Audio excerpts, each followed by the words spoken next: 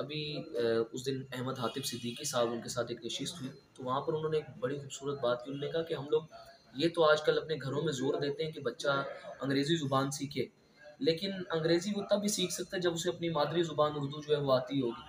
जब उर्दू नहीं आती तो अंग्रेज़ी वो बोल लेगा, बज़ाहिर जो भी कर लेगा, लेकिन उसे समझ तो कुछ नहीं आएगी। तो आप इस चीज़ को किस नज़रिए से देखते हैं कि आज के दौर के अंदर घरों के अंदर माएँ जो है वो कह रही होती है, बेटा कम हियर, ईट दिस, मतलब इस किस्म के अल्फाज, बज़ाहिर चले अच्छी बात है अंग्रेज़ी बंदा बोल रहा है, लेकिन जब अपनी ज़ुबान से दूरी इख्तियार कर रहे हैं तो इसका क्या नतीजा निकलता है? आतिफ साहब की बिल्कुल आपकी बात, आतिफ साहब की बात मुझे बड़ी याद आती है। उन्होंने बड़ी अच्छी बात की थी कि हमने अपने बच्चे से उसकी ज़ुबान छीन के उसके ख्वाब छीन लिए। बच्चा हमेशा ख्वाब अपनी मादरी ज़ुबान में या अपनी ज़ुबान में देखता है।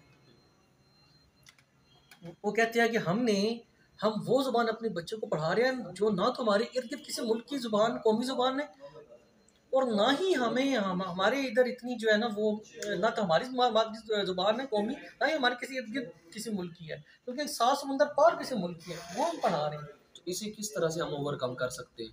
अब मैंने भी इंग्लिश का लफ्ज़ लेके बोल दिया। देखिए बात यह है कि अंग्रेज़ी से, जैसे आपने बोला, अंग्रेज़ी से हम जानते हो कि अंग्रेज़ी पढ़ना हमारी मजबूरी बन गई, लेकिन जब तक हम अपनी रवायात से जुड़ेंगे नहीं तब तक जो है ना वो हम तरक्की नहीं कर सकते। बिल्कुल अंग्रेज़ी एक हमारी प्रोफेशनल लैंग्वेज है, हमें सीखनी पड़ती है, हमें काम करना पड़ता है उस पर, लेकिन ज़ुबान को मैं थोड़ा सा आपका टाइम लूँगा अगर आपके पास टाइम हो। देखिए मैं जब अंग्रेज़ी रसायल देखता हूँ, अगर बच्चों के अदब की बात करूँ तो मैं जब अंग्रेज़ी रसायल देखता हूँ बच्चों के, तो मुझे उसमें ज़ुबान की तब्दीली नज़र नहीं आती, मुझे कल्चरल डिफरेंस नज़र आता है, कल्चर के पूरे कल्चर की मुझे तब्दीली नज़र आती है। वहाँ अंग्रेज़ी रसालों में जो उनके हीरो हैं वो होंगे पॉप सिंगर होंगे, और हमारे पाकिस्तानी रसालों, पाकिस्तानी जो अंग्रेज़ी रसाले हैं बच्चों के उनके, तो मुझे मेरा दिल इस पर बहुत टूटता है, बड़ा दुखता है।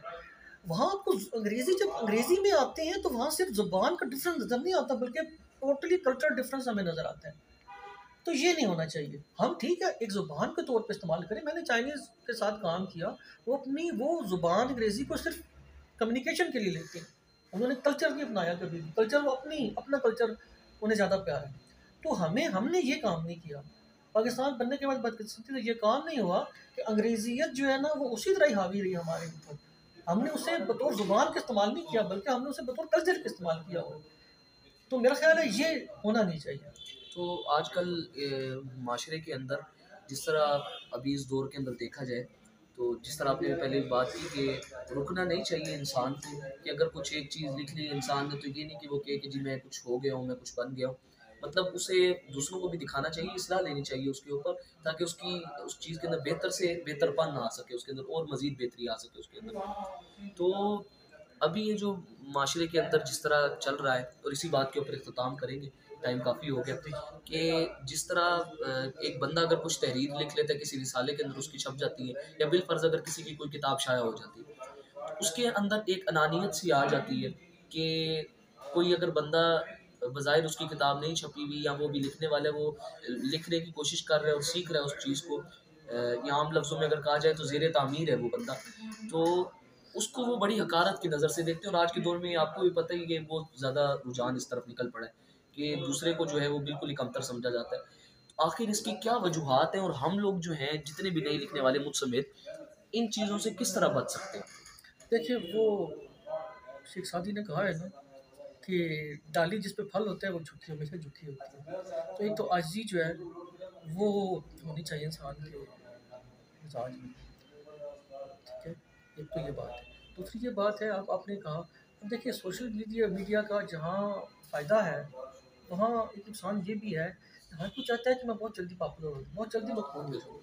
वो एक चीज़ लिखता इतनी जल्दी नहीं है जितना वो डालता है फेसबुक पे या इंस्टाग्राम पे।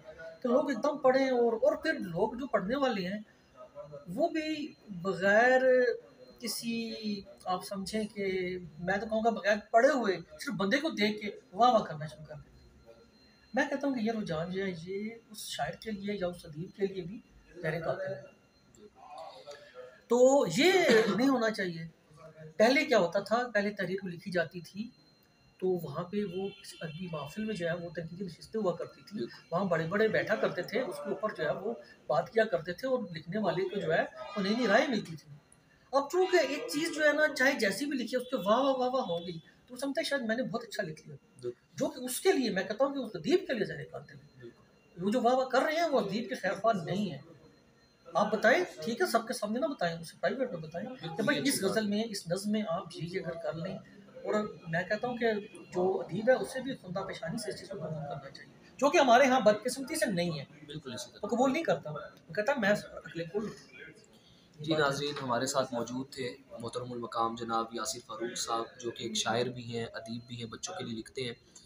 और मैं एक और बात की वजाहत करना चाहूँगा कि मेरा ये पहला इंटरव्यू था, तो सवालात के दौरान बीच में कुछ लुकनत भी आई और बोलने के अंदर भी मसला हुआ, वो इसी वजह से हुआ। तो इंशाल्लाह वक्त के साथ साथ हर बंदे के बोलने के अंदर और इन सारी चीज़ों के अंदर बेहतरी आती है। तो मैं इजाज़त चाहूँगा और उम्मीद करता हूँ कि जो कुछ भी हम लोगों ने सवालात और जवाबात किए, आपको भी इससे फ़ायदा होगा और हमारे भी सीखने के लिए इसमें काफ़ी कुछ मिला। बहुत शुक्रिया।